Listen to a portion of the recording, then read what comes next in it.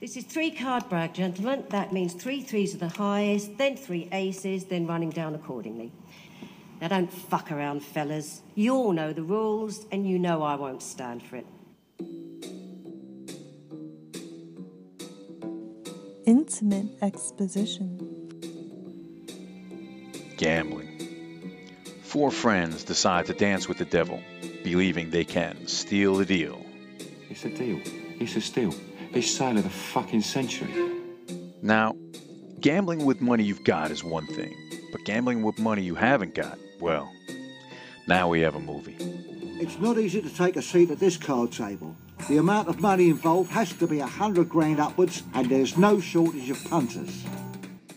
But if one of our 4 friends, Eddie, wasn't so good at it, we wouldn't have a reason to cheer for him. Cheers, mate. It's not that he's good with cards or even good at counting them. It's that he's good with reading people's reactions, no matter how subtle. And everybody has reactions.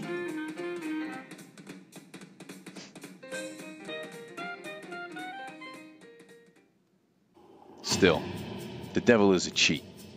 The guys blow the lot and have to pay the debt quickly. If you have a better idea how to get £500,000 in the next few days, let us know.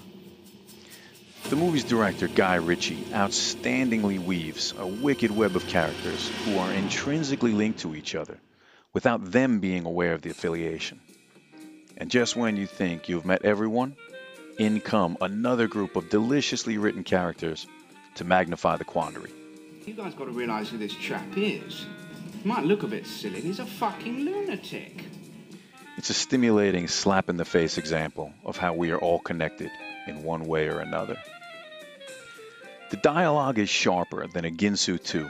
We grow copious amounts of ganja, and you're carrying a wasted girl and a bag of fertilizer. And there is no shortage of violence, as everyone involved is engaged in nefarious activity. A little bit of pain never hurt anybody. I think knives are a good idea. Big, fuck-off shiny ones.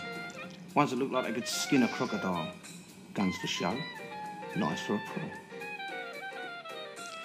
The movie is funny, but it is not goofy, and it is not necessarily a comedy.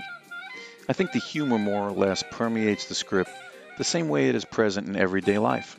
If the milk turns out to be sour, I ain't the kind of pussy to drink it. Regardless of how bleak the present conditions may seem, humor always finds a way to one-up the competition and bring anxiety down to a manageable level. This is one of the elements that make this movie so realistic and identifiable. Released in 1998, Lock, Stock and Two Smoking Barrels was nominated for the British Academy Film Award, Outstanding Film of the Year, and Total Film magazine called it the 38th greatest British film of all time. Made with a budget of $1.35 million, it grossed over $28 million at the box office. Quite impressive. 2 very recognizable actors launched their careers with this film.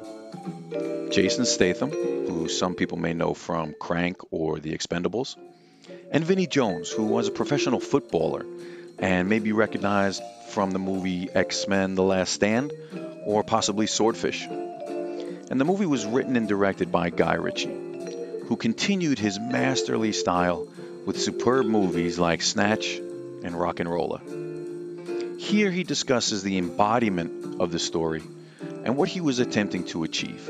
Really, it's to do with all the side plots, the narratives around that. I mean, there's like 10 different stories going on, and that's the common link that joins them all together. It's supposed to keep your brain fidgeting. So I wanted something that had credibility behind it, and I wanted to make the bad guys really bad guys, and the funny stuff reasonably funny. And we've ended up with something that I'm quite happy with. After watching this movie, I knew I would watch anything Guy Ritchie made and couldn't wait for his next masterpiece. Much more than clever, Lock, Stock and Two Smoking Barrels is the type of movie that will reinforce your love for cinema. I want to thank you all for joining another episode of Intimate Exposition. We will see you next time. Intimate exposition. Lock, stock, and fucking lock. I've got it under control.